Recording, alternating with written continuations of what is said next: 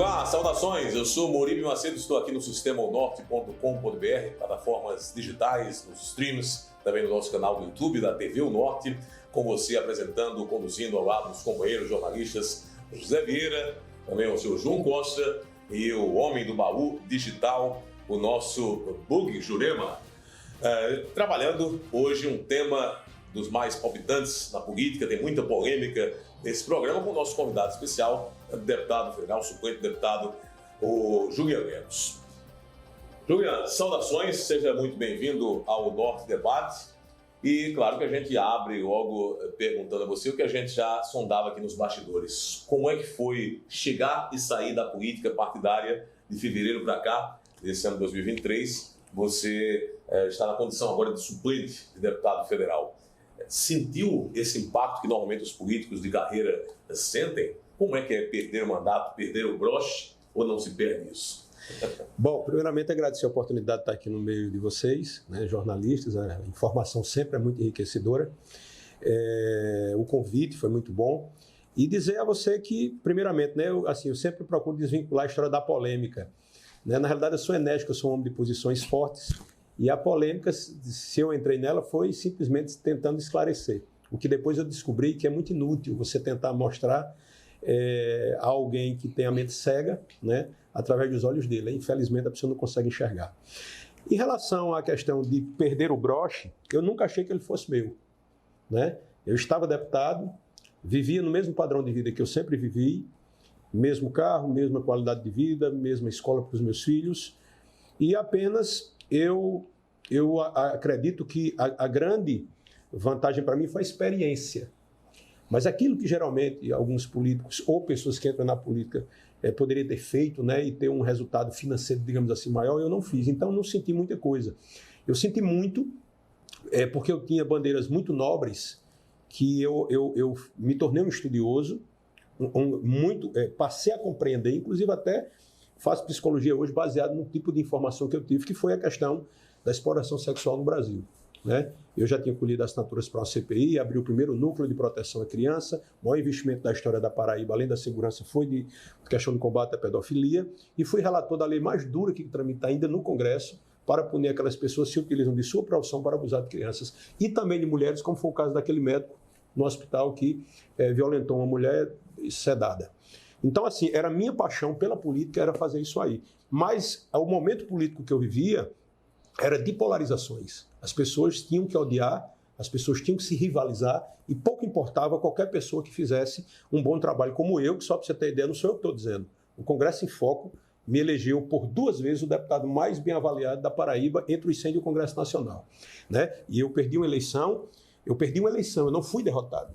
A diferença de ser derrotado, por exemplo, eu poderia citar Bolsonaro, foi derrotado por ele mesmo, pelas estupidez e pelo próprio presidente Lula, que provou que se Lula tivesse solto, ele não tinha vencido a eleição.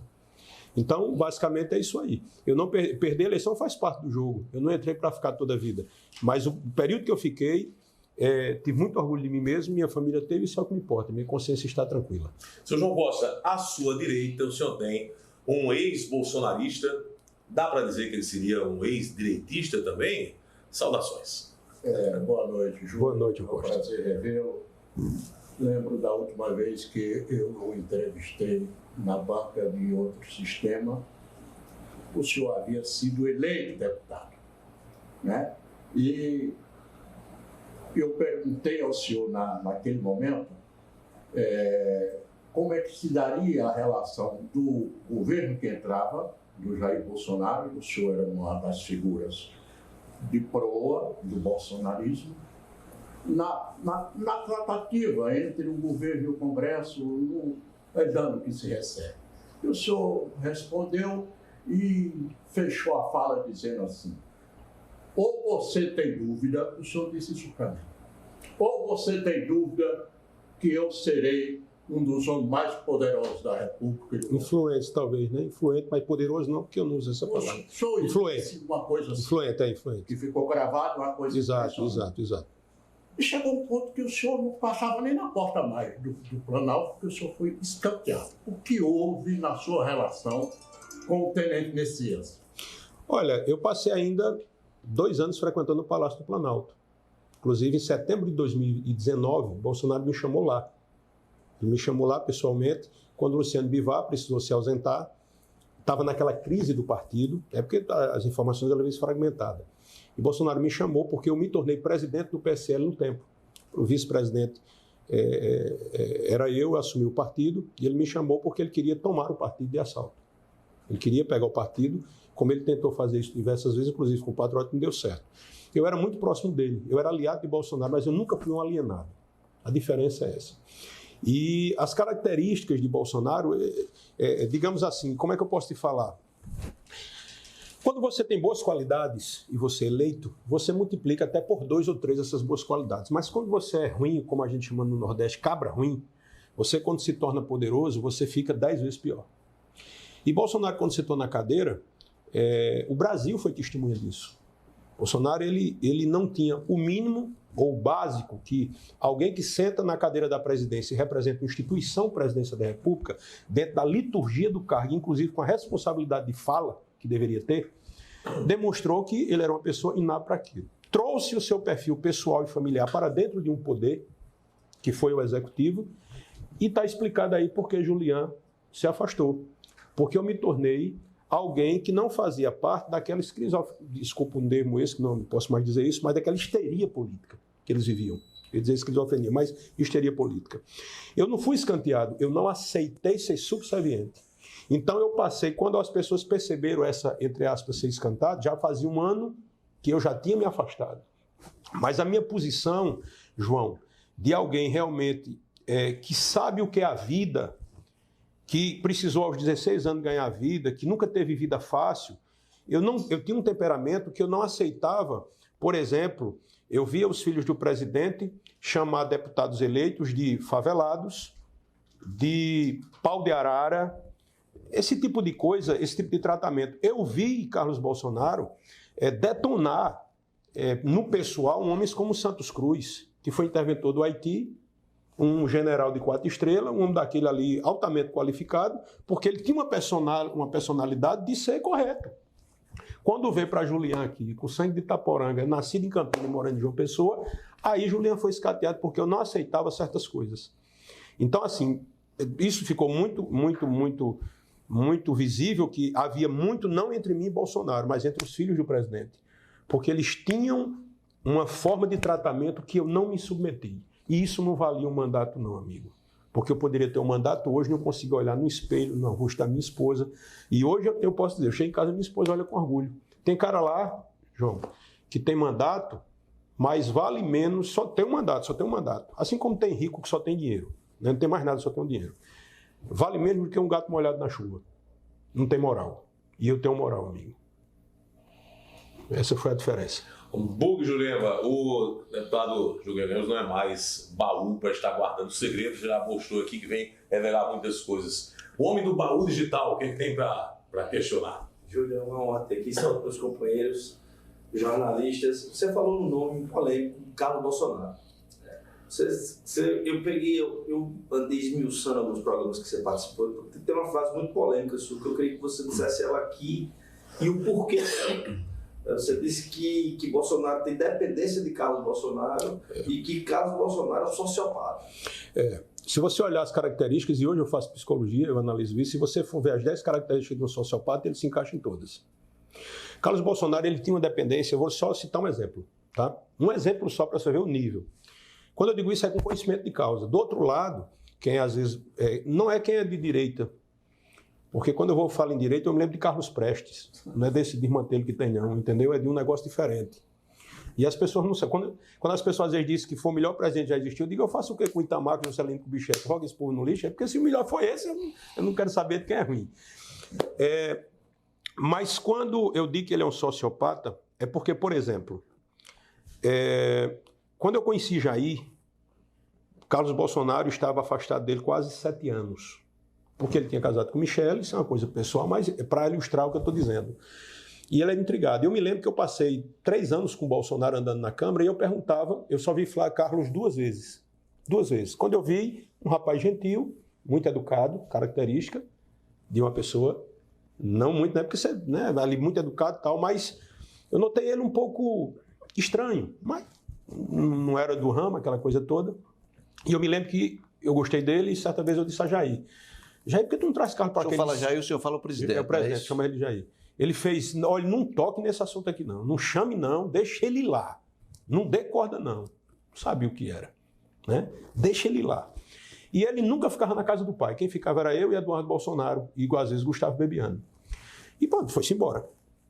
Quando já estava no segundo turno, aí eu comecei a ver sinais. Eu entrava na casa de Carlos, eu via ele lá com coleta, prova de bala, com a espingarda 12, uma pistola, o maior pantinho do mundo. Eu estou dizendo a vocês, eu estou falando porque hoje é história. Eu via caixa de Rivotril, eu vi que era um camarada, e fora isso, Bolsonaro sempre com alguns cuidados. Por exemplo, Carlos Bolsonaro não se batia de forma nenhuma com a Michele. E eu notava que ele tinha problema com Flávio Bolsonaro, no tempo que Carlos foi candidato a prefeito do Rio de Janeiro. Rapaz, foi uma confusão, uma briga que quase que, entendeu? Aquela história de Flávio até desmaiando ali, era só moída, aquilo era só confusão. Então, assim, até aí tudo bem. Quando já estava no final, aí entrou Bebiano, e Bebiano era um cara muito... eu digo uma coisa a você, eu nunca vi alguém com tanta honra e tanto como Bebiano. Bebiano era um cara que era feito de coração. E Carlos, problema com ele. Quando o Jair levou a facada, que isso foi no sábado, e eu cheguei na segunda-feira de manhã, eu nunca tinha visto o Carlos como eu vi no hospital. Aí eu vi o outro lado dele. Ele parecia não era um pitbull. Era uma cascavel, um negócio diferente. Não era nem uma besta fera, era um negócio diferente. E eu não conseguia entender aquilo ali ainda. Aí teve a escolha dos vice-presidentes, era sempre um problema. Só que aquilo era como se fosse uma bomba inflando, sem ninguém perceber. Naquele instante já existia uma animosidade entre Carlos Bolsonaro e o senhor? Não tinha não. É o que eu estou querendo dizer, era com todos. Eu estava só sentindo o bafo, mas comigo nada, comigo estava tudo em ordem. Quando eu fui eleito, aí realmente eu tinha muita influência. Quem indicou Damares Alves fui eu para o ministério. Eu acho que eu sou castigado até hoje, até os ossos. Quem indicou o primeiro-ministro do turismo de Bolsonaro, chamado Marcelo Álvaro, fui eu, junto com Bebiano e Onix. Então eu tinha influência. Eu fui cotado, sentado numa mesa, eu, Bolsonaro, Flávio, Bebiano, Paulo Marinho, General Mourão e Bolsonaro. Eu fui escolhido para ser o primeiro líder do governo do presidente. Por interferência dos dois filhos, porque o Onix chegou para mim e disse, Juliano, acho que deu um problema aí. Eu disse que foi, ele disse, após filho, não quero tu não. Mas por quê? Foi que houve, Onix? Porque até então eu não sabia que eu tinha eles me viam... Mas, Juliano, o que era isso? Era o seguinte, para você entender melhor, se Bolsonaro gosta de você, se você gosta de Bolsonaro, não tem problema. Mas se Bolsonaro gosta de você, aí, amigo, aí eu não sabia disso. Eu não sabia que o poder tem esse negócio, né? Se você senta na cadeira de alguém, é o suficiente para a guerra começar. Foi ciúme, deputado? É o que eu estou falando, né? Eles não sabiam lidar com isso, com a influência que eu tinha. E quando eu estava lá com o Bolsonaro, aí teve essa reunião, foi decidido quem seria o líder do governo, tá, aquela coisa toda, chegou a notícia para mim na transição, que eu não seria mais. Eu saí da minha sala, que eu era responsável, só para você ver o nível da influência que eu tinha, são 50 pessoas, segundo a lei, que podem ser chamadas para uma transição. Eu levei 5 daqui. Sérgio Queiroz, 2 advogados, levei Tássio, que era do governo de Ricardo no tempo, que era um cara muito competente, eu levei 5 de 50 no Brasil. E quando eu estava lá recebendo notícia, eu fui na sala de Jair e disse, Jair, olha, esqueça aquilo ali. Aí eu vi que ele sentiu um alívio. Mas aí não parou por isso. Chegou a história de Bebiano, que Bebiano ia ser indicado ministro. Bebiano foi o último ministro a ser indicado, praticamente, só passou 1 mês e 15 dias. A pressão sobre Bolsonaro foi tão grande, tão gigante, que eles inventaram. Você lembra da história que ele passava informação para a Globo? Sempre tinha uma conspiração. Ninguém conseguia ter paz 1 minuto ali dentro, né? Quando o Bolsonaro indicou Bebiano, simplesmente Carlos Bolsonaro desapareceu, levou as senhas de todas as redes sociais e ele foi lá para aquele clube lá no Paraná. Aí Bolsonaro segurou 1 dia, 2, na terceira Bolsonaro achava que ele ia se matar, né? Porque o medo era esse. Bolsonaro tinha medo que Carlos se matasse devido a essas doidices dele. Isso eu digo aqui em todo canto. Tu já viu alguém dali me processar uma vez? Não tem coragem. Rapidinho. Aquela história do celular de Bebiano, se esse celular aparecer de novo, tem coisas no arco da velha ou coisas que balançam a República? Olha, Bebiano era o advogado de Jair. Ele não está aqui para se defender e nem tem acesso. Agora ele era o homem de maior confiança de Jair. O celular dele, se o meu celular não é boca quente, imagina o do Bebiano. Meu celular é bom. Meu celular também? O meu celular também. Os meus celulares, né? Os meus celulares. Não tem nada imoral, não tem nada desonesto. Imoral não. Não tem nada de coisa desmantelada para o meu lado, mas tem registro de uma história que prova que fulano não é o salvador da pátria nem é mito de nada. Algo depõe contra a honestidade e moralidade do presidente, por exemplo, esse presidente? O Bolsonaro, por si só, é uma pessoa imoral, né? Ele não precisa de prova para mostrar que ele é um imoral. Deputado, o senhor falou agora que conviveu com Bolsonaro antes, só para eu formular a pergunta, antes dele ser presidente, é isso? Sim. Não, 3 anos. Eu estou com o Bolsonaro desde 2015.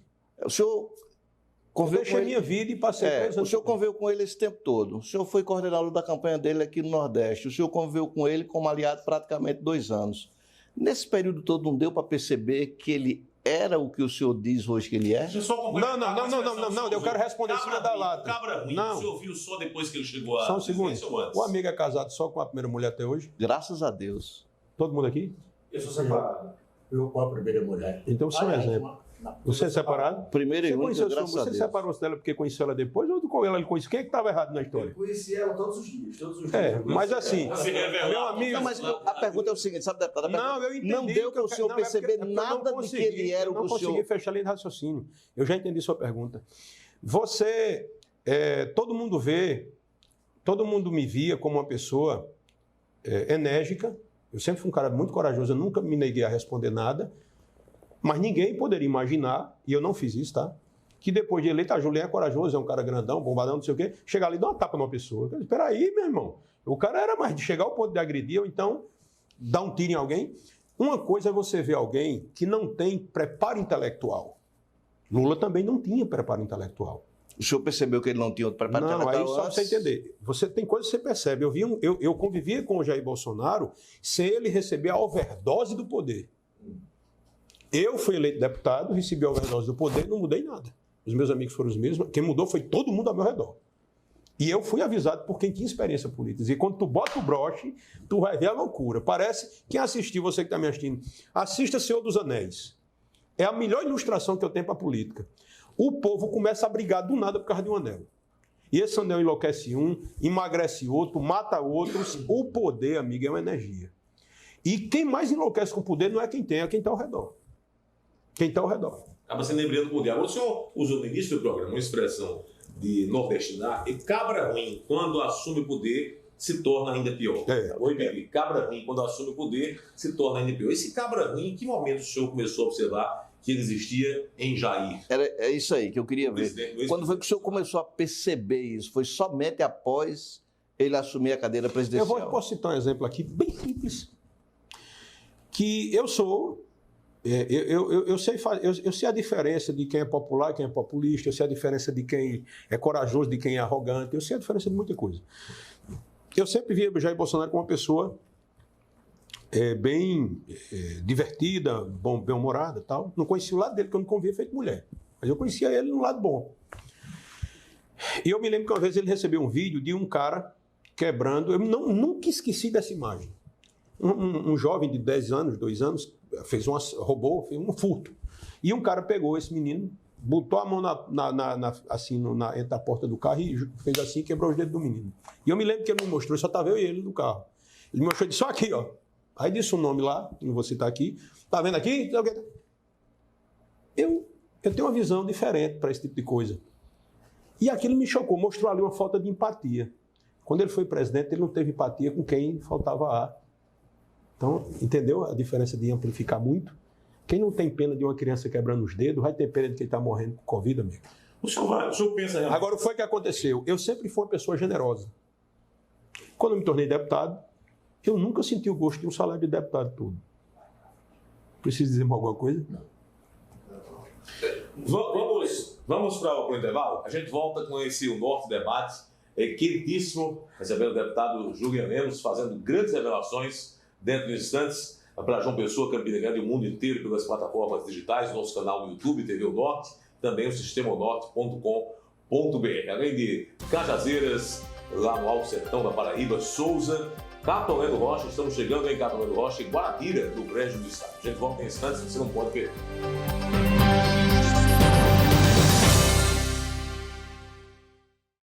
O governo da Paraíba criou uma força-tarefa para aumentar a segurança em escolas públicas e particulares do estado. As ações incluem rondas policiais, monitoramento de redes sociais e implantação de protocolos de segurança. E também um canal para denúncias, o Escola Segura. Se você receber mensagens com ameaças, não passe adiante. Ligue 197 ou acesse o site e informe as autoridades. Paz nas escolas, tarefa de todos. Governo da Paraíba. A vida é o mundo em movimento. E a beleza está por toda parte. Nas grandes e nas pequenas coisas que a gente vê. A beleza da vida está em você e nas pessoas que você ama e cuida. E o que nos move? O amor pelo que a gente faz. É o que nos move para fazer diferente e melhor.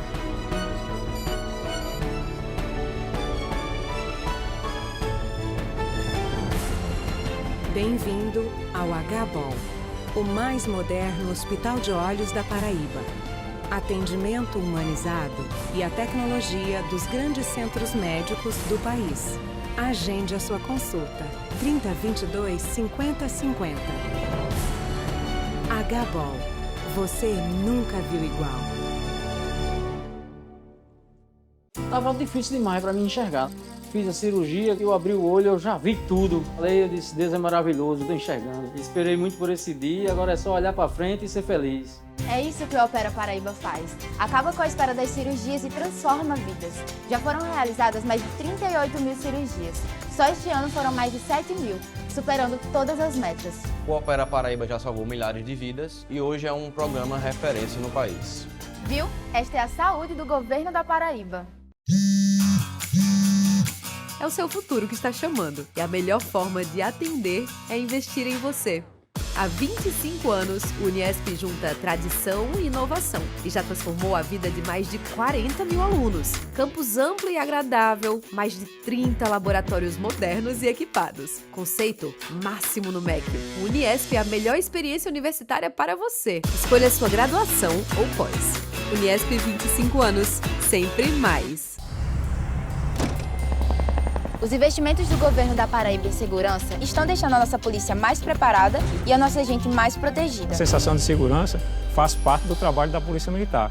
Quanto melhor a sensação de segurança, mais satisfeito fica o policial militar. Com novos veículos de busca e salvamento, equipamentos e tecnologia, os policiais e bombeiros estão trabalhando com mais eficiência e agilidade. A evolução é constante, por isso a população se sente mais segura. Aí sim, esta é a segurança do governo da Paraíba.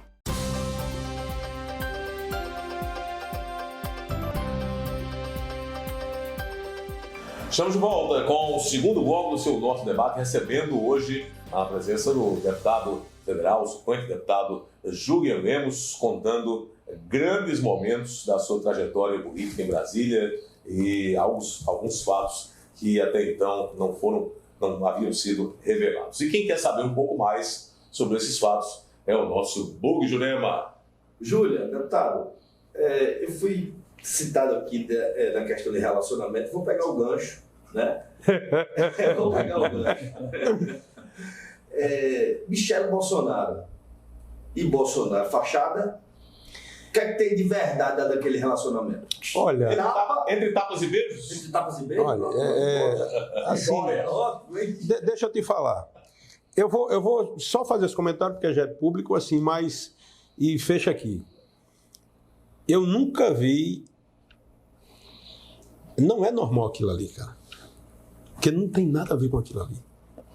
Mas não é da minha conta mesmo, sabe? Eu quero é que quem gosta daquilo, que se envenene com aquilo mesmo. Porque o povo gosta de ser enganado. Aquilo é uma farsa, cara. Aquilo é uma farsa. O casamento é uma farsa. O senhor disse... Não, ali tudo é uma farsa. Esse negócio de pátria, Deus e família... Dentro da boca daquele povo, é porque o nome é bonito. Mas, deputado, o mundo pentecostal evangélico vai abaixo com essa sua declaração. Não vai nada, porque o homem de Deus mesmo, a pessoa que tem conexão com Deus, ele tem algumas características. É impossível um cristão não ter compaixão. É incompatível um cristão não ter compaixão. Compaixão e empatia, né? Empatia está vinculada. É impossível. Se você é assim, você não se sente confortável com alguém que, por exemplo, eu vim também pensando nisso no carro hoje. Você é vinculante ao cristão, a uma pessoa boa, generosa, ele não ter preconceito com as pessoas. Você pode, inclusive, abominar qualquer tipo de pecado, mas abraçar o pecador, que era o que Jesus fazia, Jesus acolhia. E a discussão de um líder de um país não pode ser vinculada à ideologia, se ninguém governa com ideologia. Mas, Júlia, aí é que está a questão. O governo do Tenente Messias foi nesse governo do Tenente Messias em que o ódio tomou conta da sociedade. E o senhor é uma pessoa do bolsonarismo. O senhor se sente responsável por essa cultura de ódio que está aí na sociedade? Ou por ter transformado o tenente no capitão e general para muitos? Não, de maneira nenhuma. Eu não posso sentir culpado se eu não pratiquei aquilo ali, de forma nenhuma. Assim como quem votou em Lula a primeira vez não pode ser responsável pelos escândalos de corrupção que realmente existiram. Ninguém consegue devolver um bi, como Palocci devolveu, de dinheiro honesto. Mas eu não quero dizer que Lula seja o culpado. Eu estou dizendo que houve um esquema de corrupção, isso é verdade, fato. Se foi pelo meio não o correto, que foi investigado, aquela coisa toda, não entro nesse mérito, mas como é que você vai ser? Eu voto em Juliano para deputado. Se Juliano roubar, eu sou o culpado que eu vou em Juliano. Mas, digamos, o senhor é um delegado, o ladrão rouba as joias e devolve. É ele que você está? Depende do acordo. Entre o delegado e o ladrão? Não, entre o delegado, não. Aí tem delação, estou dizendo, aí eu não sei, porque aí você está me falando da questão jurídica, eu não sou advogado. Acordo só perante a justiça. Né? Isso aí eu não sou advogado. Válido, não tenho cuidado. Agora, sempre perguntar alguma coisa sobre psicologia, ainda eu dou uma arranhada aqui. Vera, eu estou aqui com uma curiosidade literária, o nosso web espectador também deve assim estar, eu imagino que você igualmente. Há poucos dias, há pouco tempo, o nosso convidado aqui, Júlio Lemos, disse que deveria escrever um livro contando intimidades da família Bolsonaro. Não era intimidade, me corrija. Intimidade não, registros de uma história. Nada de intimidade, porque tudo hoje viraliza e mas o que não é palavra minha. O que ainda não havia sido revelado, inclusive, possivelmente, agressões do presidente, do ex-presidente à primeira. Olha, eu não falei assim, eu não me vote, eu explico o que foi. Você está ansioso para ler esse livro também? Olha, estou ansioso para ler, né? Quem não leria esse livro, né? Olha, eu vou sair desse Júlia, você tem muito para revelar. Eu acho que eu vou dar uma opinião bem sincera pelo que você já disse, pelo que eu ouvi de você em outras entrevistas. Eu acho que como você entrou para a política, como você rompeu com o presidente, o que você dizia antes e o que você diz depois do presidente, me parece que cria, sim, me perdoe se eu estou extrapolando, cria um compromisso de você trazer isso para a população. A população endeusou e ainda endeusa alguém que você expurga hoje, como uma pessoa que enganou um país. Né? Então, assim, esse livro seria muito bem-vindo e seria uma espécie assim de você dizer: estou em paz, agora eu entreguei o que eu vivi e deixo como história o que eu senti. Eu entendo isso, mas eu estou na página do amor próprio ainda. Eu sei o preço que eu paguei por ser uma pessoa, no mínimo, equilibrada. O meu maior erro com a família Bolsonaro foi ser equilibrado. Se você reparar hoje, quem é que o bolsonarismo, não as pessoas que têm um viés mais conservador, que o Brasil tem muita gente que é conservador, na realidade muita gente não sabe nem o que é isso, tá? Eu sou uma pessoa de centro, me dou super... Hoje não, sempre eu me dei muito melhor com quem era de centro-esquerda.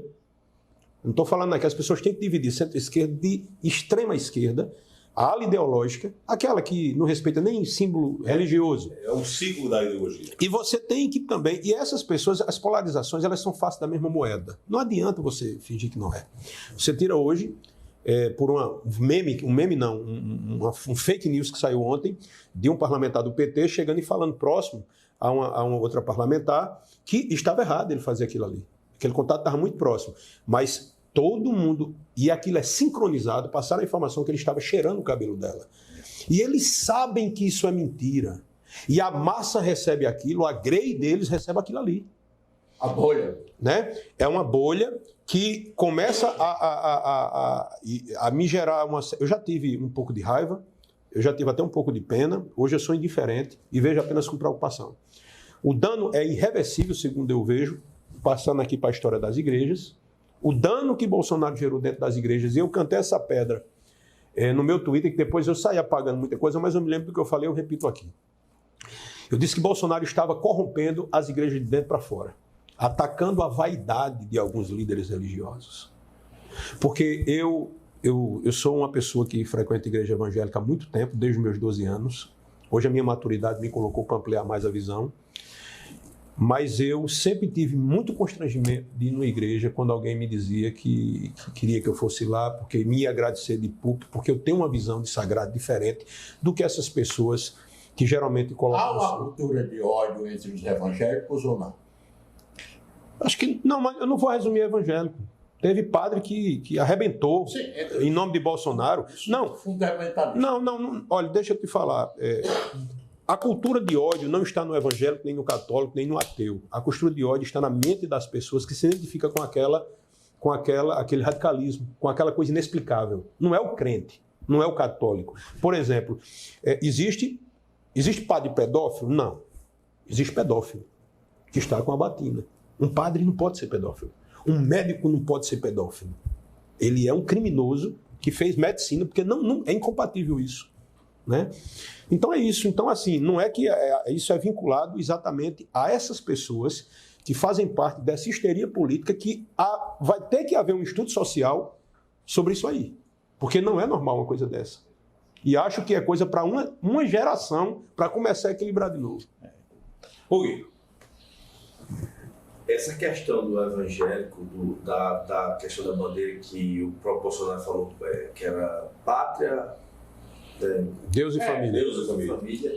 Eu tenho amigos próximos que deixaram de frequentar a igreja por conta disso. Por conta dessa... Conheço vários. Que João Costa, inclusive, falou desse que ele não sei o que disse, foi que contaminou, né? É uma cegueira, foi uma cegueira, um absurdo. Deus, eu tenho amigos próximos que isso é um dano, como você disse, irreversível, viu? É um dano irreversível. O senhor usou uma expressão que o ex-presidente Bolsonaro teria atacado a vaidade de líderes religiosos. Ele tinha corrompido... O senhor quis dizer que ele massageou o ego ou que ele atacou verdadeiramente? Não, eu estou falando para pessoas inteligentes. Algumas pessoas que tiveram o mínimo de interesse de compreender as minhas palavras vai compreender. A vaidade, ela pode ser inflada. E Bolsonaro, por exemplo, começou... quando vou citar nomes aqui, eu vi líderes religiosos que eu tenho o maior respeito e considero um dos melhores líderes religiosos do meu estado, aqui um deles. Sério, de umas igrejas gigantes. E eu vi muitas vezes no rosto dele um constrangimento, porque ele vinha de cima para que tivesse todos os pastores ali dentro do palácio. E Bolsonaro tá nem aí para pastor, amigo. Eu conheço Bolsonaro. Nem para o Silas Malafaia, que visitou a Paraíba recentemente? Não, vamos deixa de ser alfinetador. Peraí, deixa eu lhe dizer. Silas é um caso à parte. Deixa eu lhe dizer. Eu sei o que eu vi de Bolsonaro sobre Silas Malafaia. Eu sei o que eu vi de Silas, e ele sabe onde eu estava. Estava eu, Silas e Magno, na casa de Bolsonaro, e eu sei o que eu vi. Era uma questão de pecuniária. Mas o que é que Bolsonaro disse de Silas? Tu sabe qual é o sexo do velho? Pode ser público. Tu sabe qual é o sexo do velho? Poder. O sexo do velho é poder. O sexo de alguns religiosos é o poder e a vaidade. Verdade, infelizmente. Isso colocou a igreja num buraco sem fundo. Eu vou dizer uma coisa, posso fazer uma declaração aqui? Pode não, deve. Deve. Olha, deixa eu lhe dizer. Eu conheci todos os pastores e pessoas religiosas, deputados, senadores, tá? E conheci também os candidatos. Eu não acredito em nenhum. Eu não acredito em nenhum pastor envolvido com tudo. Aquela bancada evangélica, então, é só pecúnia, é só interesse financeiro? Rapaz, se eu não tivesse com as minhas taxas tudo em ordem, eu ia dar uma resposta agora retada para tu isso. Mas deixa eu te falar, eu estou num espírito tão bom que eu não vou dizer. Rapaz, em outro tempo eu dava...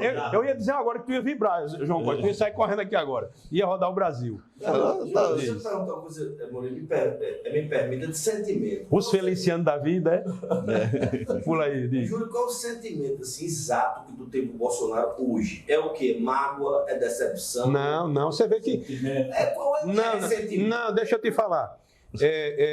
Uma pessoa que fala como eu, não fala com mágoa, né? Eu na realidade, eu sou um registro da história. Bebiano morreu. O meu amigo Olímpio morreu também, senador. Eu estou vivo. Tem uma foto assim, ó, que eu estou do lado, eu estou no meio, tem um olhando para o lado, outro para outro. Ainda bem que eu estou olhando para frente. Né? E assim, mas eu, na realidade, em relação a Bolsonaro, eu já senti muito desgosto. Porque a minha visão de Bolsonaro é de um cidadão assim, entendo o que eu quero te falar, porque eu acho ele muito covarde, cara. Eu acho ele muito frouxo. Covarde, frouxo? Não, mas eu tô... Eu posso provar, eu falo e posso provar. Veja só. Você acha que quando começou a movimentação da Lava Jato, Lula poderia fugir do Brasil para Nicarágua, para Cuba, para qualquer lugar? Ele podia, não podia? Podia, cara. Podia facilmente. Ele podia ir para Venezuela, vivia feito sheik. Ele não quis sair daqui. Irmão, até na hora de morrer tem um filme chamado Operação Valquíria. Eu conheço. Na hora que o capitão lá é preso, junto com os generais, né, o Tom Cruise e tal, com dois lá, e tem hora que o general começa a se tremer e chorar e botar a cabeça para baixo. Ele diz, levanta a cabeça, olhe nos olhos dele, que é a última imagem que ele vai ver e vai ver a vida inteira. Até para morrer tem que ser homem. Você para morrer não é correndo não, só se for no fogo. Mas fique quieto, não adianta mais correr. Se recebe uma notícia, vai morrer de câncer, tem que morrer feito homem, amigo. E Bolsonaro fugiu. Olha, Lula começou a governar antes de entrar. E Bolsonaro deixou de governar antes de sair. Porque o governo acabou, O ministro da Economia saiu 15 dias antes. E Bolsonaro saiu daqui com medo. Com medo. Líder não faz isso. Com medo de ser preso? Eu sei lá, o medo dele era medo de tudo. Medo de tudo. Ô, Júlia, eu fiquei curioso. Eu ficava, amigo, velho. Eu ficava. O líder, qualquer líder ficaria, né? O senhor não acha que ele já estava uma maquinação total para o 8 de janeiro? O senhor considera aquilo tentativa de golpe de Estado? Porque muitos dos seus aliados aqui na Paraíba participaram. Não tenho aliado nenhum. Não tem mais? Não. Eu nunca tive aliado que fosse... Eu não tenho aliado, João, assim, sendo bem sincero.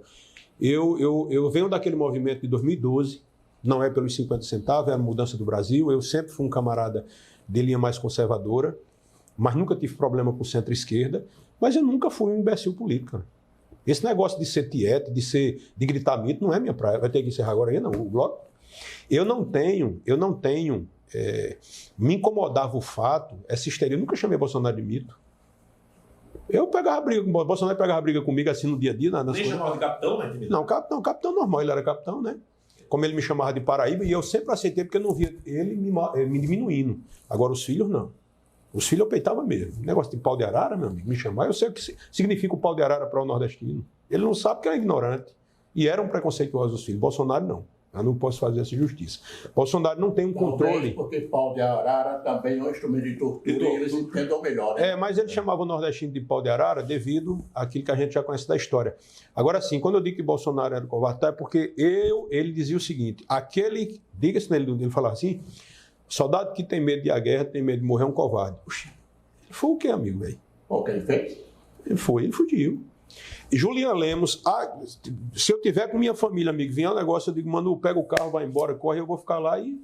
Sobre o 8 de janeiro... Para me segurar e dar trabalho. Sobre o 8 de janeiro, o senhor João Costa relembrou esse episódio e nós estamos ainda no epicentro de uma situação de uma possível delação premiada do ex-secretário de Segurança Pública, bolsonarista, de carteirinha, lá do Distrito Federal. Se ele falar realmente o que sabe, o senhor acha que Bolsonaro, além do pedido de inelegibilidade do Ministério Público Eleitoral junto ao TSE, poderá enfrentar as graves da decisão?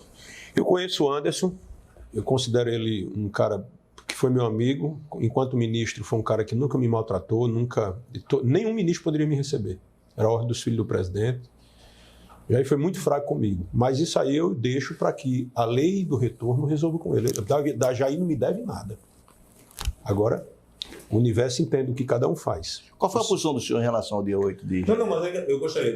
Em relação a Anderson, Anderson é um homem de bem, Ele foi jogado lá na vala comum. Ele se voluntar? Amigo velho, na tortura, quando eu digo tortura, qualquer carne se trai. Qualquer carne se trai. E eu vou dizer a você, não tem tortura maior do que um pai não ver uma filha, de saber que não deve. Entendeu? Que amor à pátria é esse? Eu não cometi crime. Eu seguro o meu negócio. Se eu errei, eu seguro o meu BO. Do outro, eu vou ser covarde porque tu vacilou, tu me arrebentou. Isso, eu vou dizer que tu é um fuleira, rapaz. Eu não vou segurar isso, não. Eu vou segurar o que eu fizer. Agora, se Anderson sabe de quem recebeu aquela minuta, ele sabe. Pronto, deixa então ele é real. A minuta existe, não pegar na casa dele? O ministro não fez. O ministro não fez. O ministro não faz minuta. Vieira, vamos deixar uma pergunta para o... Vamos deixar uma pergunta. Eu tenho uma pergunta que eu estou guardando aqui desde o começo do programa, quando o senhor falou de carro, né? O Carluxo, né? E aí eu vou colocar, para que não tenha nenhum erro, os nomes dos 4 filhos de Bolsonaro. Eduardo, Carlos, Flávio e Renan. Pergunta para o próximo bloco. Tem algum deles que é normal ou todos se encaixam no perfil que o senhor traçou de Carlos? Daqui a pouco, o estudante de psicologia, Julião Lemos, vai responder à luz de Freud ou Lacan, não sei.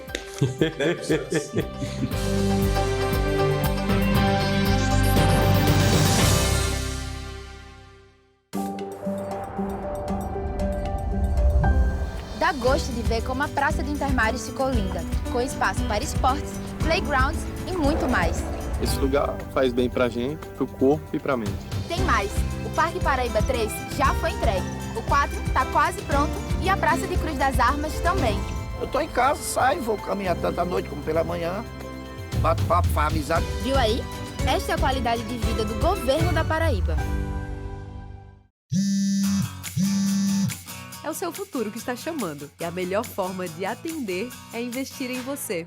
Há 25 anos, o Uniesp junta tradição e inovação e já transformou a vida de mais de 40 mil alunos. Campus amplo e agradável, mais de 30 laboratórios modernos e equipados. Conceito máximo no MEC.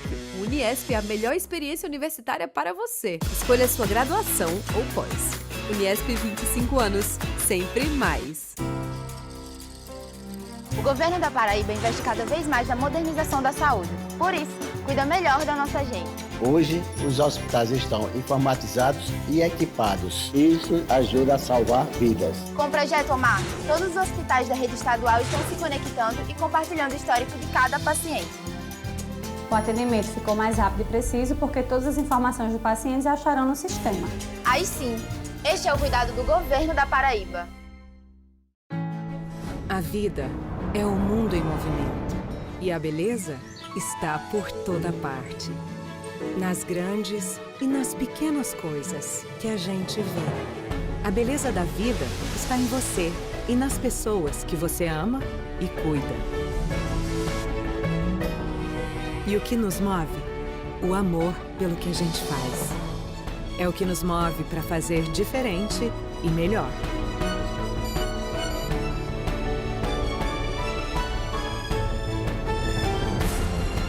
Bem-vindo ao HBOL, o mais moderno hospital de olhos da Paraíba.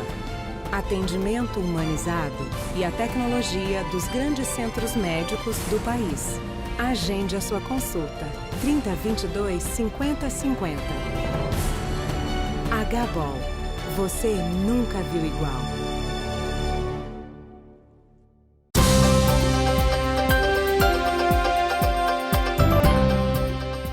Estamos de volta com o Norte Debate, quentíssimo hoje, aqui pelo sistemonorte.com.br. Eu sou o Murilo Macedo, estou ao lado do Zé Vieira, jornalista prestigiadíssimo, o grande João Costa, outro nome da nossa bancada, e hoje também convidado especial, o nosso Abelardo Bug Jurema, abrilhantando a nossa entrevista, nosso bate-papo, nosso debate, verdadeiramente, com o deputado Julião Lemos.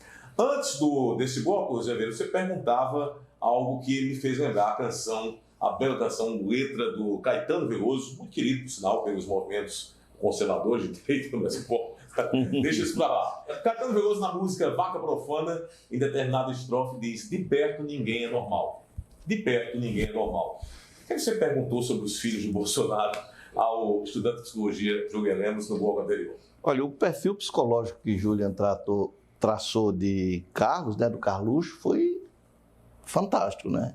Descreveu com propriedade e com base na ciência.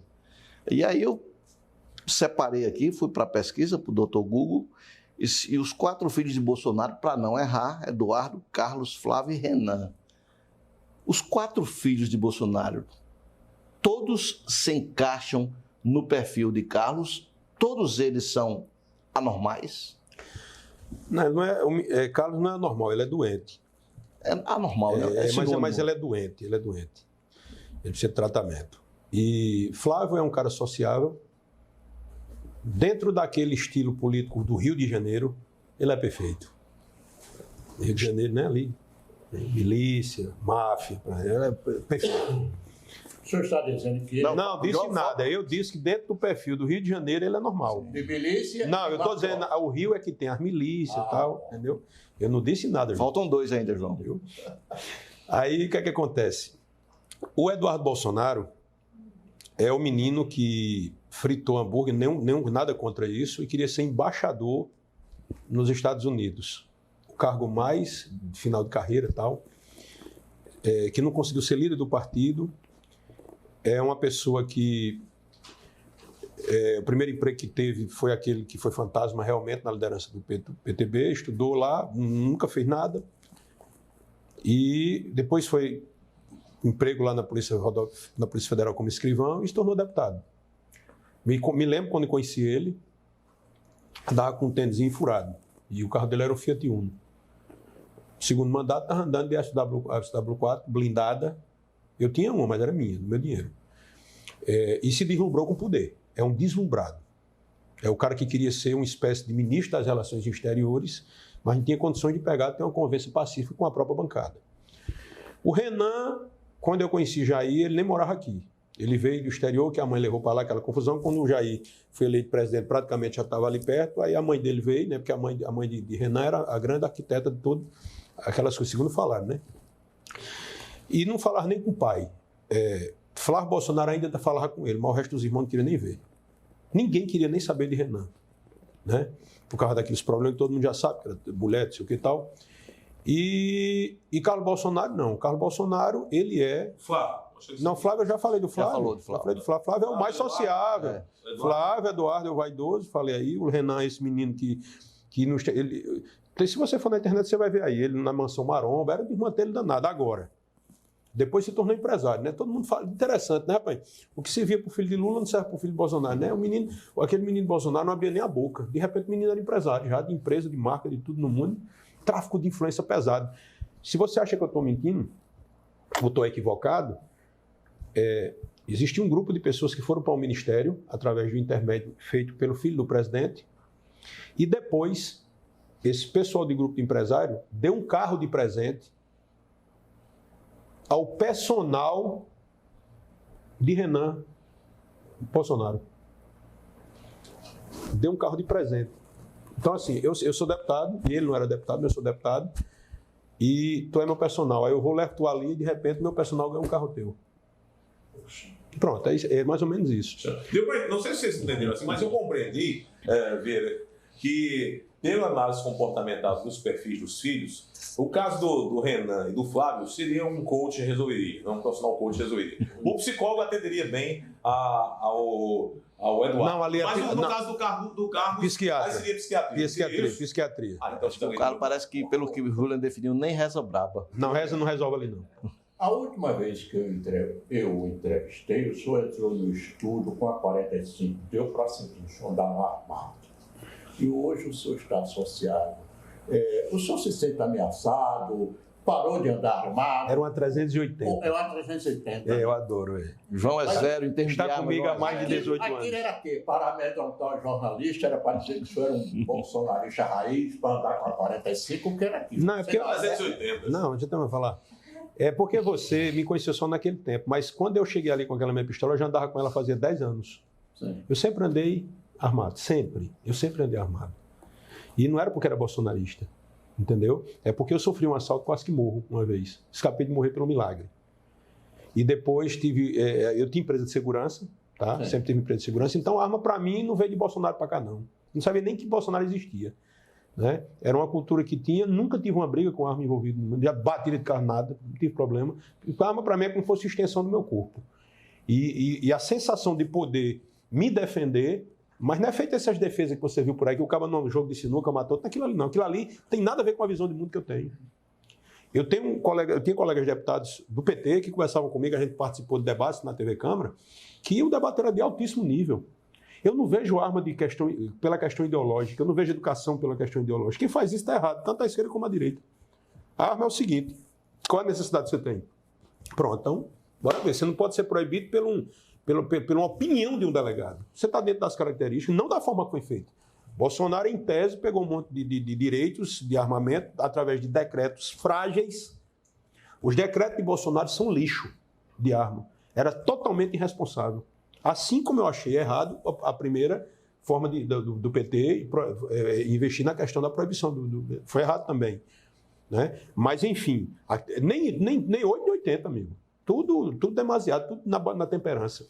E eu sempre andei armado, não era para intimidar ninguém, porque como é que eu ia intimidar jornalista, pessoas com idade, amigos? Eu nunca tive um inimigo no meio de jornalista. Já vi esse político não levar pau de jornalista? Eu nunca levei. Só teve um colega teu, aqui, que ele queria que eu trabalhasse pro blog dele, né? Porque eu trabalho pro blog dele.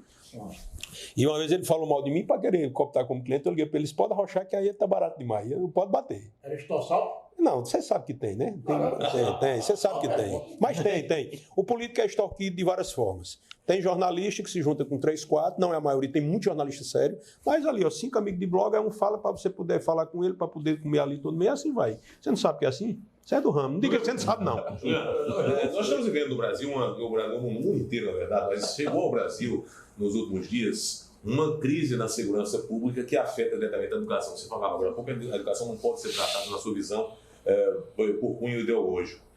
Alguns grupos ideológicos têm defendido que seguranças, professores inclusive, agentes da educação pública do país, e privada também, possam defender as nossas crianças, nossos alunos, com armas na cintura, dentro das escolas, dentro dos ambientes educacionais. Essa seria uma solução plausível, já que você... Olha só, eu acho que é feito... Não, eu sou admirador das armas, não. Eu sou armamentista a favor da defesa. Agora, eu não sou uma pessoa... Eu vou ser bem verdadeiro aqui. Eu acho que nem todo mundo pode ter um carro. Porque ele vai beber, vai usar droga e vai matar as pessoas. Nem todo mundo. Você pode comprar um carro, mas você não pode ter um carro. Nem todo mundo pode ter poder. Nem todo mundo pode ter dinheiro, porque vai humilhar as pessoas. Nem todo mundo pode ter um cachorro grande, brabo, daquele que se brincar é que soltar no meio da rua vai matar os outros. Nem todo mundo pode ter uma mulher bonita, que vai brigar com todo mundo. Da mesma forma, nem todo mundo pode ter uma arma. Nem todo mundo pode chegar perto de uma faca. E assim vai, não é a questão, entendeu? Voltando aqui para a questão, eu acho que hoje, não apenas para a questão de... Inclusive, eu falo com propriedade, porque é um projeto de lei de minha autoria. O que se falta hoje, dentro das escolas em caráter de urgência, são psicólogos. De muito. Existe, só para você ter ideia hoje, talvez você não saiba disso. Você não saiba disso. A cada 3 meninas que nascem no Brasil, uma será abusada até 18 anos de idade. A quantidade de abuso sexual é absurda. Qual a fonte desses dados? Essa é a fonte oficial do Ministério dos Direitos Humanos, tudo isso aí são fontes oficiais. É 1/3 da população dessas meninas até... Eu vou ser mais claro, se tiver 10 meninas, eu vou fazer o seguinte, mulher está me ouvindo, você está me ouvindo agora, mulher está me ouvindo. Você vai conversar com 2 amigas suas. 2 amigas. É real, eu vi essa estatística. Uma vai dizer que sofreu algum tipo de abuso. Não tem jeito. Porque não é a questão de cultura. É porque existe uma facilidade. Só para você ter ideia, e vou dizer um absurdo maior. 80% a 85% na pandemia até aumentou. Acontece dentro de casa pelo um pai, pelo um tio, pelo um amigo, pela uma pessoa muito próxima, porque há o vínculo, né, daquilo ali. É diferente do tarado. É o abusador que tem vínculo. E 70% por héteros, 80% héteros. Então, e dentro das igrejas muito, tá? Então isso é uma coisa que eu estudei, eu fiz audiência pública, eu tenho muita informação sobre isso que se merece um programa para isso. Por isso a minha preocupação de ser relator da lei, de ter uma CPI para investigar crime cibernético e que corra frouxo hoje, tá? A quantidade é muito grande. Nós temos exemplos aqui, em João Pessoa, aqui, em escola privada, que, com segurança, com tudo, uma criança foi violentada ao extremo. Né? Tem muitos e muitos casos, todo dia sai isso na internet. Então, por esse motivo, o Brasil se tornou um dos piores lugares para se nascer uma menina. É muito triste isso. Tá? Então, os psicólogos, então, seriam... Identificaria transtornos. Essa questão de arma de fogo, deixa eu te falar. Isso é muito subjetivo. Aqui tem, só para você entender, isso aqui é uma questão técnica. Eu sou instrutor de tiro. Você não está falando com leigo e tal. Fui formado em um dos melhores clubes do Brasil. Que tem 1, 2, 3, 4, 5, 6, 7, 8, 9 pessoas. Vamos supor que entrasse agora alguém aqui com um 38. Tem 6 munições. Abrisse a porta aqui e começasse a disparar. Se nós aqui, e qualquer especialista sabe o que eu estou dizendo, inclusive policiais, etc., começar a se movimentar aqui, poderia pegar um tiro numa perna, pega um ali, um bate, a arma vai para cima. Você acertar é mais complicado. Poderia ter morte aqui. Mas na hora que começa a se movimentar, o alvo móvel é mais complicado. Agora, poderia morrer um aqui, 2 numa. Dificilmente morreria 6 pessoas. Se entra um caboclo aqui, com um facão na mão, meu irmão, quem vai passar por ele? Cada baixada que ele der... A gente tem um monstro aqui do Roger, eu acho que foi do Roger, carro de uma galinha, matou 5 pessoas com um facão, rapidinho. Era braço de menino para cima do guarda-roupa, porque não há reação. Você ter ideia, se você levar um tiro de 38 na barriga, o projétil sai quente, se não bater numa parte vital como o fígado, como o coração, alguma coisa, um vaso, como entra quente, já sai fechando ali, você escapa, perde um sanguinho ali, faca não. Meteu na barriga, um abraço, pode-se embora. O senhor considera aquele fato em Blumenau um fato isolado ou foi uma coisa premeditada, política? Não, política não. Aquilo ali é o seguinte, não, porque não faz sentido aquilo ser político. Aquilo ali é o seguinte, eu vou lhe falar a visão que eu tenho de mundo. Nós temos uma população carcerária de 700 mil apenados. Prisioneiros mesmo, estão precisando de 700. E pelo que eu vi, e pelo que eu acompanho, porque eu sou uma pessoa bem informada, é um assunto que eu procuro sempre ficar mais informado, eu vejo pessoas, como eu vi um vídeo de uma pessoa andando numa calçada, um cara muito forte, e tinha uma senhora muito tranquila, não fez nada. Ela estava lavando a calçada. E ele passou, talvez, celular, alguma coisa, molhou os pés dele. Ele foi e meteu a mão nela, tapa nela. Você vê hoje como a gente dirige no trânsito de qualquer lugar. Não existe mais regra para moto, né? O cara dá um toque na buzina, pip, e passa você a 100 por hora. Se você, de repente, bater nele, vai aparecer ali 20 mototaxistas e vai quebrar você inteiro. Para o lixamento. Da mesma forma que pessoas ainda continuam, mesmo com a legislação severa como essa, enchendo a cara de bebida e matando... Existe 700 mil encarcerados, existe milhões de prisioneiros mentais.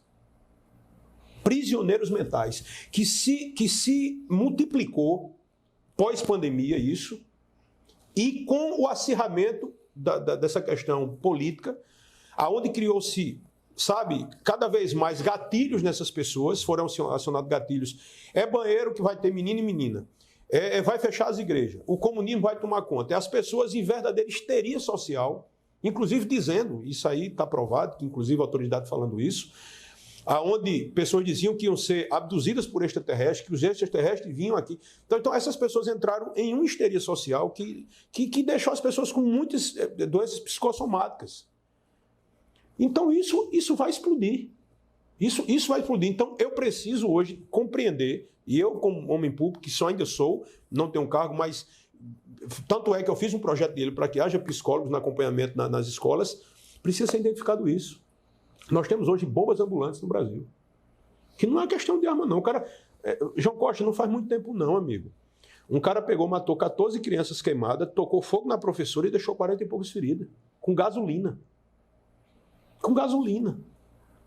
Então não é questão de arma, a arma grava. Você vê que no jogo de sinuca o cara deu um tiro de 12 nas costas de uma criança. Agora, Júlia, eu vou lhe dizer uma coisa que eu estava comentando com um amigo meu.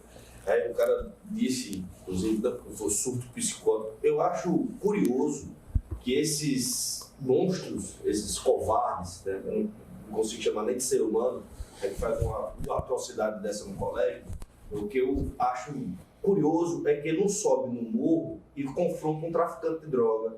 Ele não confronta o cara do tamanho dele. Ele sempre é o cara que vai mais frágil. Na senhora da calçada, que você citou o exemplo, no colégio. Não, mas o sociopata... Ele só vai... Primeiro, ele é um narcisista. Assim, eu não tô... Ele é um narcisista, ele se sente muito bem em oprimir o menor, enfim. Mas isso é um debate tem que ser muito técnico, né? Da mesma forma que ninguém vai assaltar, tirar arma de um bandido, também ninguém vai... A pergunta que é mais uma coisa que eu achei muito... Para o próximo bloco. Para o próximo bloco, pronto. 44 milhões, se você for o deputado que mais investiu em segurança pública, não é isso? Na história do Brasil, um parlamentar fez. Então isso não converteu em votos? Não.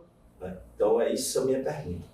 O que é que você acha disso? Segurança pública não dá voto, então? Depois do intervalo nós vamos voltar com esse bloco, onde o deputado Juliano Lemos vai avaliar também os governos Cícero Lucena na capital João Pessoa, Bruno Cunha Lima em Campina Terra, de onde é natural o deputado Juliano Lemos, o governador João Azevedo e também o presidente Luiz Inácio Lula da Silva nos seus 4 meses de governo. Não perca.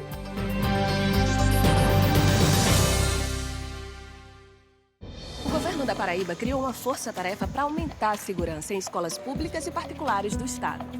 As ações incluem rondas policiais, monitoramento de redes sociais e implantação de protocolos de segurança. E também um canal para denúncias, o Escola Segura. Se você receber mensagens com ameaças, não passe adiante. Ligue 197 ou acesse o site e informe as autoridades. Paz nas escolas, tarefa de todos. Governo da Paraíba. A vida é o mundo em movimento.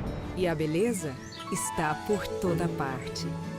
Nas grandes e nas pequenas coisas que a gente vê. A beleza da vida está em você e nas pessoas que você ama e cuida. E o que nos move? O amor pelo que a gente faz. É o que nos move para fazer diferente e melhor.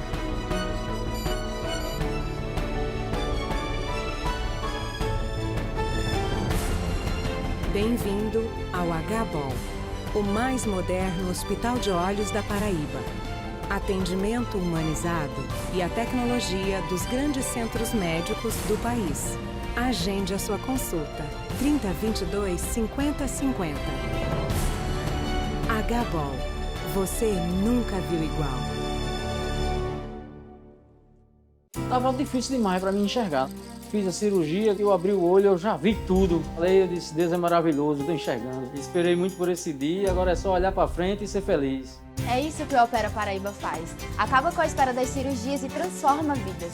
Já foram realizadas mais de 38 mil cirurgias. Só este ano foram mais de 7 mil, superando todas as metas. O Opera Paraíba já salvou milhares de vidas e hoje é um programa referência no país. Viu? Esta é a saúde do governo da Paraíba. É o seu futuro que está chamando e a melhor forma de atender é investir em você. Há 25 anos, o Uniesp junta tradição e inovação e já transformou a vida de mais de 40 mil alunos. Campus amplo e agradável, mais de 30 laboratórios modernos e equipados. Conceito máximo no MEC. O Uniesp é a melhor experiência universitária para você. Escolha sua graduação ou pós. Uniesp 25 anos, sempre mais. Os investimentos do governo da Paraíba em segurança estão deixando a nossa polícia mais preparada e a nossa gente mais protegida. A sensação de segurança faz parte do trabalho da Polícia Militar. Quanto melhor a sensação de segurança, mais satisfeito fica o policial militar. Com novos veículos de busca e salvamento, equipamentos e tecnologia, os policiais e bombeiros estão trabalhando com mais eficiência e agilidade. A evolução é constante, por isso a população se sente mais segura. Aí sim, esta é a segurança do governo da Paraíba.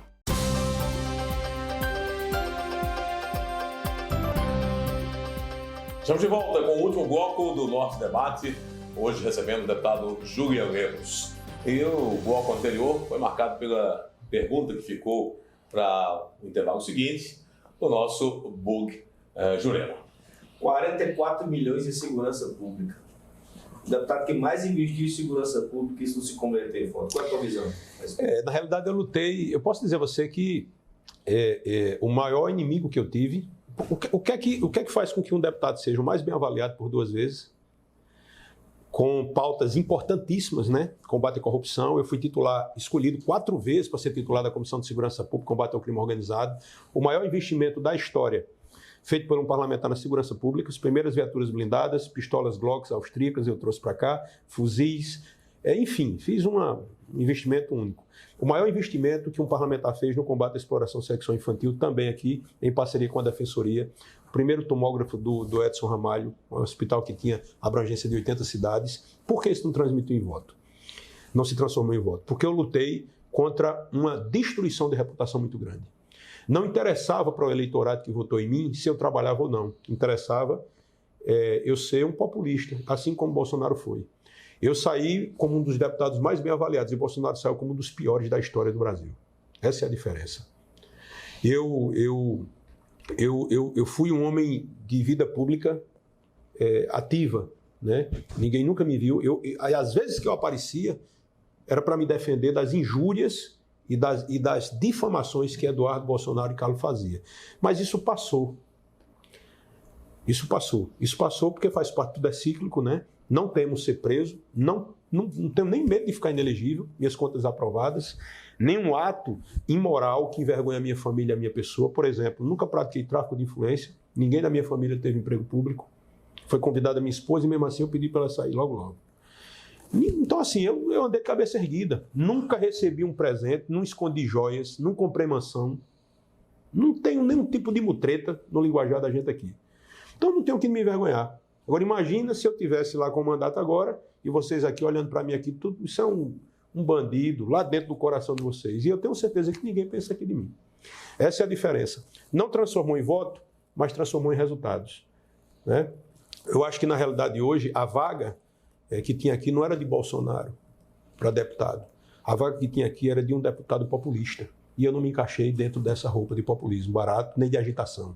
Eu não era a base do governo de João, mas ajudei o governo de João, porque não era o governo de João, era o governo da Paraíba. Ficava naquele ramo-ramo. Oposição sem solução, ela é inútil. E é isso aqui, o pessoal gosta disso aqui, né? De falar um de outro. Você vê aqui tem deputado, aqui não vou citar nome, porque é antiético falar deputado, mas aqui tem deputado que tem rede social para falar mal dos outros, mas não para mostrar o que é que faz. Aqui tem, por exemplo, aqui se diz que um deputado é muito bem avaliado, João. Acho que você, jornalista, devia arrochar nisso. Deputado mais produtivo porque faz requerimento. Tenha santa paciência, rapaz. Isso é ser produtivo, requerimento. Requerimento você bota ali, você copia, tem no Google ali entrega, você bota 1000. Aí é mais produtivo requerimento. Você recebe o que você recebe, você custa praticamente 300 mil por mês para fazer requerimento. Aí o eleitor, ele gosta de ser enganado, amigo. Ele gosta. Seu João, a sua última de hoje, por gentileza. Eu gostaria que o senhor fizesse uma avaliação. Cabo Gilberto faz um bom mandato, senhor? Ele começou agora. E deputado não pode fazer avaliação de deputado. No mínimo, deselegante. O que é que o senhor acha dos bolsonaristas que foram para Brasília, como Pamela Bório, como os demais aqui em João Pessoa? O senhor sente que João Pessoa hoje é uma cidade de direita e que essa gente vai ter voto? João, deixa eu te falar. Como eu não faço parte do bolsonarismo, eu sou anti-bolsonarista. Pró-Lula? Tu jura? Não, isso é outra coisa.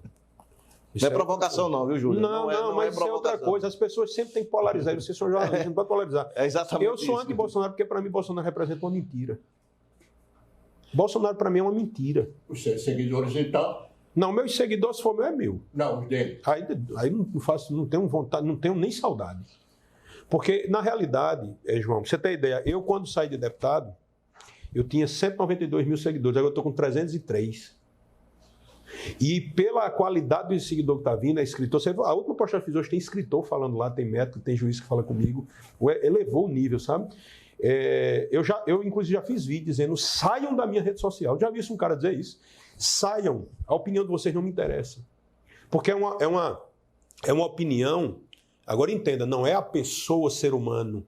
É a visão de que se você, meu irmão, não consegue fazer uma autocrítica, sua mente está cega, seus olhos são inúteis. Entendeu? Então, assim, eu sou anti-bolsonarista, por quê? Porque me faz mal e fez mal ao Brasil. Aí você vai dizer, então você é Lula? Não tem como a gente conversar se você só consegue... Essa história da polarização é uma história não existe isso. Agora, se você me perguntar, Julian, como é que você acha o início do governo de Lula? É um início, tá?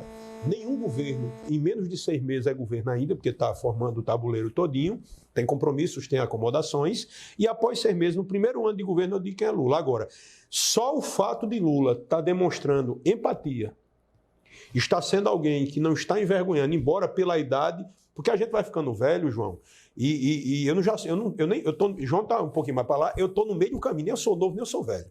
Eu nem pode me chamar de velho nem de novo, eu sou o que? Eu não sei. Mas a gente já começa, às vezes, a memória e tal. Mas haja o que houver, somos todos do século passado. Ei, João agora arrochou, todo mundo no canto só. Bem bolado, João. Então, o que é que acontece? Pelo menos eu vejo alguém que tem uma postura, tá? Isso. Eu quero que Lula dê certo. Eu fiz tudo o que podia para que Bolsonaro desse certo. Mas Bolsonaro, ele tinha um desejo. Tinha 2 calçadas, aí tinha uma com a casca de banana, aí Bolsonaro via da casca de banana e ia lá, pisava para cair. Ele gerava um problema, entendeu? Então, assim, é um tipo de pessoa que eu não quero estar perto. Eu não quero estar perto de um bolsonarista radical. E nem de alguém de esquerda radical. De quem o senhor quer estar perto nas eleições de 2024, já fazendo uma rápida avaliação, já avaliou o governo Lula, previamente, claro, superficialmente, mas sobre João Azevedo, o governo João Azevedo aqui no estado, rapidamente, Cícero em João Pessoa, Bruno em Campina, e de quem desses o senhor quer estar perto em 2024? Olha, João, eu tive inclusive hoje com o governador João, uma conversa muito boa que eu tive com ele. Eu me dou muito bem com o João. Acho uma pessoa séria, tá? Acho que foi muito injustiçado também, não conseguiu ser o que ele poderia ter sido como governador nos primeiros 4 anos. Interessante que o bolsonarismo dizia, João é ruim por causa disso, e mais o Bolsonaro não conseguiu ser governo porque da pandemia. Então, quer dizer, serve para um, serve para outro. Então, é uma opinião não justa, é um peso e 2 medidas. João, eu acho um bom governo, acho que João vai fazer um governo fantástico agora, o segundo dele, porque é realmente João Azevedo, e torço muito por ele, tá? Apoiei Cícero na outra eleição, acho que poderia estar muito melhor, né? O senhor tende a apoiar de novo? Mas eu não sei nem se eu estou vivo amanhã, não tem como não, isso na política a gente vive o hoje, é o hoje. Ontem não tem mais, amanhã não chegou. Qual a sua distância para a Serra da Borborema? Leia-se Bruno Cunha Lima, prefeito. Olha, eu ajudei muito Bruno, tá? Como deputado, lá se dá o governo dele e tal. Nunca recebi nenhuma ligação de ninguém, não tenho queixa nenhuma, ninguém me deve nada. Estou bem. Ô, Júlia, já para outra pergunta também, não é isso, Murilo? Quando eu falei da polarização, brincadeira, né? Bolsonaro, Lula, isso não existe. Eu acho que isso é que está levando o Brasil a essa polarização e essa radicalização que tem custado muito caro ao país. Mas a minha pergunta é prática. Você tem como político, e você demonstrou aí que é um homem público ainda, você tem que mirar adiante. Você é candidato nas próximas eleições e pensa em algum cargo, por exemplo, prefeito, vice-prefeito, o que é que você pensa para o seu futuro como político? Ou você não quer mais disputar nenhum cargo? Eu nunca quis ser deputado. Eu não sei nem por que eu fui. Até hoje eu procuro as explicações, porque hoje meu ex-assessor estava ligando para mim, chefe de gabinete, e disse, Julian, eu fiquei encucado quando tu me disse ontem, tu disse, eu fiz tudo certo, não fiz nada de errado, não venci uma eleição. Eu não tenho o que temer, só esperar coisa boa. E ele falou isso para mim porque chamou a atenção dele. Eu não posso, não existe ninguém morto na política, tá aí Lula. Lula estava preso, era leproso, era presidente da República, já considerado hoje pela Time um dos 100 homens mais influentes do mundo. Você vê que muda, né? E Bolsonaro, que tirava onda, brincava, não sei o quê, não tem muito quem tome, né? Fugiu. Então ninguém sabe de nada, né? Maranhão era para estar vivo, não está mais, a gente não sabe. Então eu não posso dizer que eu não quero, porque se Deus quiser que eu vá, eu vou. Agora, se eu pudesse fazer um pedido a Deus, é que Deus me desse outro destino, entende? Porque não vale a pena você se destruir, você se destrói na política. E não vale a pena. As pessoas não reconhecem. E a minoria é a que pensa. As massas não sabem que são massas de manobra. Encerrando, gostaria de propor aqui aos meninos o dilema filosófico do bonde, adaptando aqui para a presença do nosso deputado Júlio Lemos, estudante de psicologia, à luz da psicologia e da filosofia. e da política, o dilema do bonde, que é um dilema muito conhecido. Vamos imaginar aqui o seguinte, sugerindo até, dependendo da nossa direção, do presidente Diego, que nós possamos tornar um dilema, digamos, permanente aqui ao final das nossas participações no Norte Debate. O senhor vem em um bonde, em um trem, uma locomotiva, com um bom piloto que é, nessa linha férrea, à direita tem, claro, a manivela ali para esse controle, para desviar para a direita. Bolsonaro e os seus filhos amarrados nesses trilhos, se o senhor desviar, vai passar por cima deles. Em frente é um penhasco, o senhor acaba com o trem, com todas as vidas da sua família, de si mesmo. E à esquerda o senhor tem Lula, Zé Disseu, Palocci e Companhia Limitada, amarrados também num trilho. O senhor puxaria a manivela para a direita, para a esquerda ou deixaria o trem seguir em frente? Rapaz, eu sinceramente desligar esse trem, que está muito carregado. Eu desligar esse trem e descer a pé. Se vir para lá todo mundo, Sem chance. Não, isso é conversa, eu não quero passar por cima de ninguém, nem moer ninguém. Eu vou me embora. Eu pegava o primeiro jumento, subia em cima e ia embora. Conversamos com o Supremo Deputado Federal, Julian Lemos, aqui no nosso Norte Debate. Obrigado, Zé Vieira. Um abraço, até a próxima. Nosso o Bug Jurema, que esteve como convidado especial também, homem do baú digital, João Costa. Somos todos do milênio passado ou do século passado? Resumindo, a gente é todo mundo da mesma idade. A verdade é isso aí. Eu que agradeço a vocês aí. Abraço, até a próxima. Obrigado.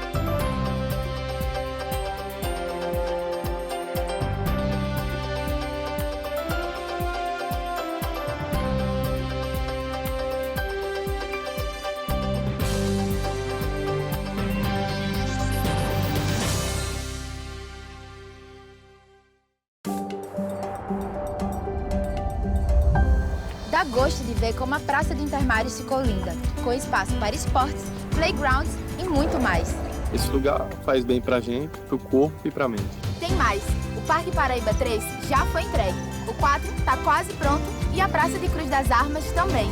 Eu tô em casa, saio, vou caminhar tanto à noite como pela manhã, bato papo, faz amizade. Viu aí? Esta é a qualidade de vida do governo da Paraíba. É o seu futuro que está chamando e a melhor forma de atender é investir em você. Há 25 anos, o Uniesp junta tradição e inovação e já transformou a vida de mais de 40 mil alunos. Campus amplo e agradável, mais de 30 laboratórios modernos e equipados. Conceito máximo no MEC. O Uniesp é a melhor experiência universitária para você. Escolha sua graduação ou pós. Uniesp 25 anos, sempre mais. O governo da Paraíba investe cada vez mais na modernização da saúde. Por isso, cuida melhor da nossa gente. Hoje, os hospitais estão informatizados e equipados. Isso ajuda a salvar vidas. Com o Projeto Omar, todos os hospitais da rede estadual estão se conectando e compartilhando o histórico de cada paciente. O atendimento ficou mais rápido e preciso porque todas as informações do paciente acharão no sistema. Aí sim, este é o cuidado do governo da Paraíba. A vida é o mundo em movimento e a beleza está por toda parte. Nas grandes e nas pequenas coisas que a gente vê. A beleza da vida está em você e nas pessoas que você ama e cuida. E o que nos move? O amor pelo que a gente faz. É o que nos move para fazer diferente e melhor.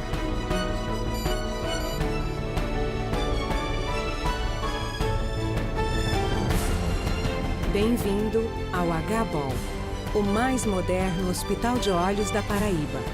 Atendimento humanizado e a tecnologia dos grandes centros médicos do país.